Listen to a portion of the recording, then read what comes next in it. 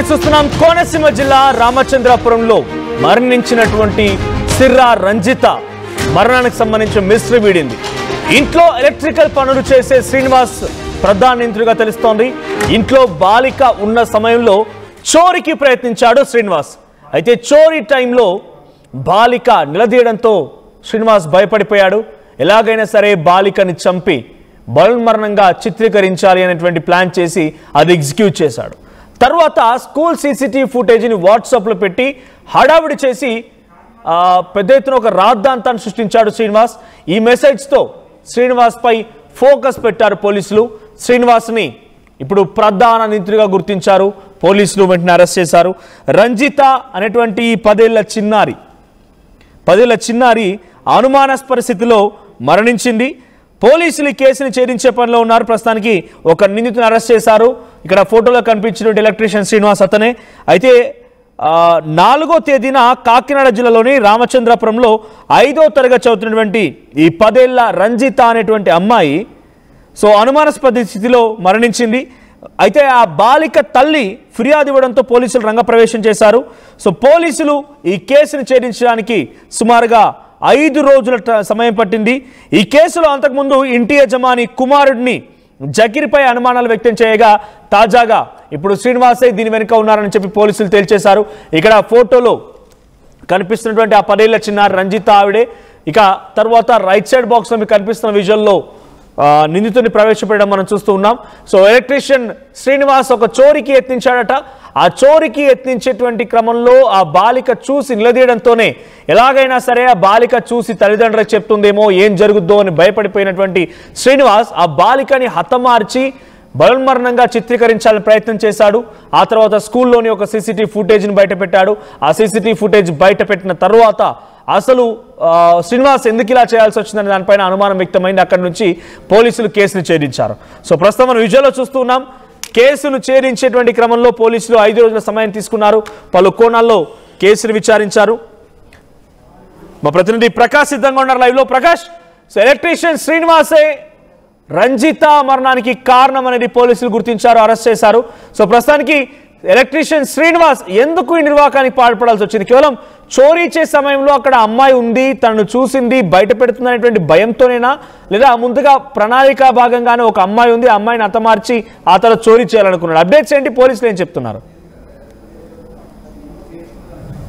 మనం చూసాం ఏదో రామచంద్రపురంలో జరిగినటువంటి మైనర్ బాలిక 5వ తరగతి అయితే చదువుతుంది రంజిత. అంటే ప్రధానంగా తెలిసిందే తను గత కొన్ని రోజుల క్రితం అయితే రామచంద్రపురంలో తన సొంత నివాసంలోనే అనుమానాస్పద స్థితిలో అలాగే హ్యాంగింగ్ చేసుకుని చనిపోయినటువంటి పరిస్థితి ఉంది. ఈ నేపథ్యంలోనే ఓ పక్కన అనేక అనుమానాలు, ఒక పక్కన కుటుంబ సభ్యులు కావచ్చు, మొత్తం అక్కడ ఉన్నటువంటి స్థానికులు కూడా రంజిత మృతిపై అనేక అనుమానాలు ఉన్నాయి. చిన్నపిల్ల ఈ విధంగా తను బలవన్మరణానికి పాల్పడదంటూ కూడా అనేక అనుమానాలు అయితే వాళ్ళందరూ కూడా చెప్పినటువంటి పరిస్థితి ఉంది. ఈ నేపథ్యంలో పోలీసులు దీనిపై అనుమానాస్పద స్థితిగా కేసు అయితే నమోదు చేశారు. ఆ బాలిక ఈ విధంగా బలవన్మరణానికి పాల్పడడం దీనిపై పలు అనుమానాలకు అయితే దారి తీసినటువంటి పరిస్థితి. పోలీసులు ఒక 5 బృందాలుగా ఏదైతే డిఎస్పీ అక్కడ ఉన్నటువంటి జిల్లా ఎస్పీతో పాటు ఒక 5 బృందాలుగా ఏర్పాటు చేసి దీనిపై విచారణ అయితే వేగవంతం చేసినటువంటి పరిస్థితి ఉంది. ఎట్టకేలకు ఒక దీనికి సంబంధించినటువంటి ఆ కేసును అయితే పోలీసులు 5 రోజుల్లోనైతే ఛేదించినటువంటి పరిస్థితి కనబడుతుందని చెప్పాలి. ప్రధానంగా ఒక దొంగతనానికి వెళ్లి ఆ దొంగతనాన్ని కప్పిపుచ్చుకునేందుకు ఒక ఏదైతే మరొక ఈ యొక్క అయితే హతమార్చేందుకు ప్రయత్నించి ఈ విధంగా చిక్కుకున్నటువంటి పరిస్థితి ఉంది. అక్కడ ఉన్నటువంటి ఎలక్ట్రీషియన్ గా పనిచేస్తుంటారు. అలాగే ఏదైతే అక్కడ జిరాక్స్ షాప్ కూడా అలా నివాసం ఉంటున్నటువంటి కింద భాగంలోనే నివాసం ఉంటారు పయ్యాల శ్రీనివాస్ ఎవరైతే ఉన్నారో శ్రీనివాసే ప్రధాన ముద్దాయిగా పోలీసులు అయితే ఈ యొక్క ఇన్వెస్టిగేషన్ లో తేలినటువంటి పరిస్థితి కనబడుతుంది. పక్కన ఆ శ్రీనివాస్ అయితే అనేక విధాలుగా తనైతే ఇంటికి వెళ్ళాడు. తన ఆర్థిక ఇబ్బందులు పక్కన, మరో పక్కన ఈఎంఐ కట్టలేని పరిస్థితుల్లో, మరో పక్కన అలాగే తన చెల్లికి పెళ్లి చేయవలసినటువంటి పరిస్థితి ఉంది. ఈ విధంగా పలు రకాలుగా గత కొన్ని రోజుల నుంచి కూడా శ్రీనివాస్ అయితే ఆర్థిక ఇబ్బంది పడుతూ సతమతం అవుతున్నాడు. ఈ నేపథ్యంలోనే తన ఇంటి పైన నివసిస్తున్నటువంటి ఎవరైతే ఉన్నారో ఆ మహిళ తనైతే ఒక నర్స్ గా చేస్తుంది, స్టాఫ్ నర్స్ గా చేస్తుంది. వాళ్ళ 2 పిల్లలు మాత్రం ఉంటారు. తనైతే మధ్య మామూలుగా డ్యూటీకి వెళ్ళిపోయింది. రంజిత తల్లి ఎవరైతే ఉన్నారో నర్స్ అయితే డ్యూటీకి వెళ్ళిపోయింది. ఆ సమయంలోనే ఈ ఇతను శ్రీనివాస్ ఎవరైతే ఉన్నారో వాళ్ళంతా కూడా ఇంటిలో లేని సమయంలో ఇంటిలో ఉన్నటువంటి బంగారం అలాగే ఆ డబ్బు కూడా అపహరించేందుకు సాయంత్రం 5:30 ప్రాంతంలోకి అయితే ఇంటిలోకి వెళ్ళినటువంటి పరిస్థితి ఉంది. ఇంటిలోకి వెళ్ళిన సమయంలోనే సరిగ్గా బయట నుంచి ఆ బంగారం అన్ని కూడా వెతుకుతున్న సమయంలో ఒక్కసారిగా రజిత అప్పుడే స్కూల్ నుంచి రావడం, ఇంట్లో ఉన్నటువంటి ఎవరైతే శ్రీనివాస్ చూసి ఎందుకు లోపలికి వచ్చావని కూడా ప్రశ్నించింది. ఈ లోకంలో అయితే కంగారపడి తను ఏం చేయాలో పాలుపోక తన దొంగతనం చేసినటువంటి పని తన అందరికీ చెప్పేస్తుందని చెప్పేసి తనని ఈ విధంగా హతమార్చేందుకైతే తనను వెంటనే అక్కడ ఆ ఇంటిలోనే తనని హతమార్చి బలవత్మరణం పాల్పడినట్టుగా చిత్రీకరించి తనకు అక్కడ ఉన్నటువంటి చున్నీతో తననైతే హతమార్చి ఈ విధంగా తనే ఈ విధంగా బలవత్మరణానికి పాల్పడింది అనేది విధంగా క్రియేట్ చేసే ప్రయత్నం అయితే ఈ శ్రీనివాస్ అయితే చేశారు. అంతేకాకుండా ఆ స్కూల్ దగ్గరే అమ్మాయి తప్పిపోయిందంటూ కూడా కొన్ని సీసీ ఫుటేజ్ కెమెరాలు కూడా విజువల్స్ కూడా తీసుకుని తానే వైరల్ చేసి ఈ విధంగా పోలీసులు ఆ తప్పుదోవ పట్టించేందుకు కూడా పలు రకాలుగా శ్రీనివాస్ అయితే ప్రయత్నించాడు. ఆ శ్రీనివాస్ ఎన్నాళ్ళ నుంచో తన కుటుంబ సభ్యులతో కలిసిమెలిసి తిరుగుతున్నా సరే అతను ఈ విధంగా తనని ఏ విధంగానూ కూడా అనుమానించలేదు. మొదటగా ఇంటి ఓనర్ సంబంధించినటువంటి ఆ కుమారుడిపై కూడా అనుమానించి కుటుంబ సభ్యులు ఆందోళన చేశారు. అతనే ఈ విధంగా హత్యకు పాల్పడ్డారు, ఈ విధంగా దారుణానికి ఒడిగట్టారని కూడా కుటుంబ సభ్యులు ఆ ఇంటి ఓనర్ కొడుకు పైన పలు అనుమానాలు అయితే చేపట్టినటువంటి పరిస్థితి ఉంది. కానీ అతనితో పాటు అక్కడ ఉన్నటువంటి టెక్నికల్ ఎవిడెన్స్ సెల్ ఫోన్ ఆధారంగా అనేక విధానంగా అయితే పోలీసులు తనదైన స్టైల్లో విచారణ చేపట్టి ఎట్టకేలకు శ్రీనివాస్ కి ఆ ఇంట్లో డబ్బులున్నాయి, ఎలా దొంగలించాలి, గోల్డ్ అంటే ఏదైనా ఒక చోరీకి పాల్పడడం ముందస్తుగా ఇన్ఫర్మేషన్ ఉంటుంది. ఆ ఇంట్లో ఉన్నటువంటి వస్తువులపైన శ్రీనివాస్ కి ఎటువంటి అవగాహన ఉంది? గతంలో ఏమైనా మాట్లాడుకునేవారా శ్రీనివాస్ తో? వారికి కొంత పరిచయం ఉండేదా? ఆ అమ్మాయి మొదటిసారిగా చూసిందా శ్రీనివాస్ ని?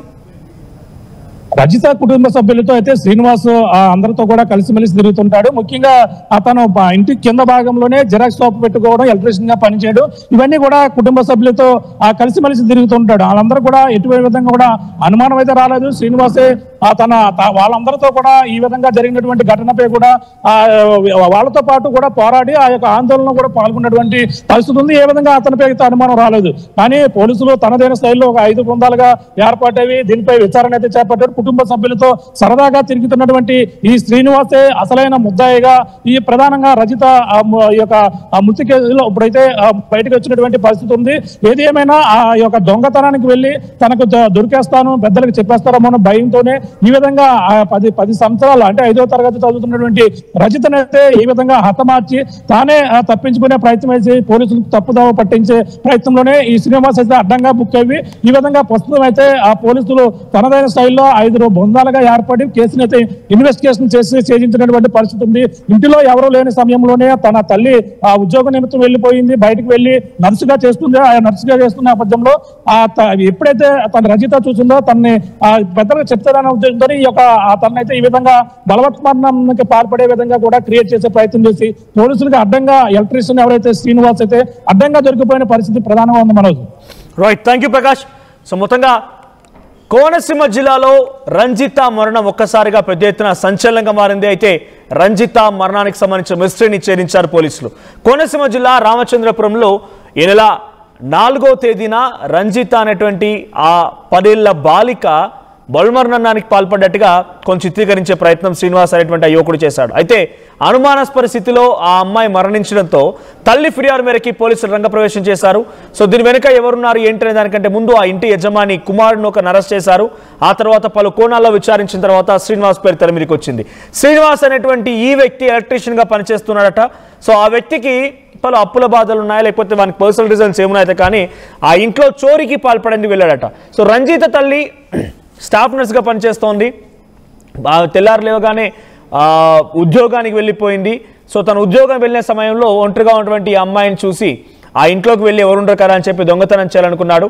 ఆ సమయంలో ఆ బాలిక అక్కడే ఉండిపోయి ఆ యువకుడిని క్వశ్చన్ చేయడంతో భయపడిపోయి ఆ అమ్మాయిని హతమార్చి బలమరణంగా చిత్రీకరించే ప్రయత్నం చేయగా అక్కడ పోలీసులు ఈ యొక్క మెసేజ్ కూడా లీక్ చేశారు. స్కూల్కి సంబంధించి ఒక CCTV ఫుటేజ్ని శ్రీనివాస్ లీక్ చేశాడు, బయట పెట్టాడు. అయితే ఆ ఫుటేజ్ ఎందుకు పెట్టాల్సి వచ్చింది, ఇలా పలు కోణాల్లో విచారించిన పోలీసులు శ్రీనివాసే దీని వెనుక ఉన్నారు, నిందితుడు శ్రీనివాసే అని చెప్పి అరెస్ట్ చేశారు.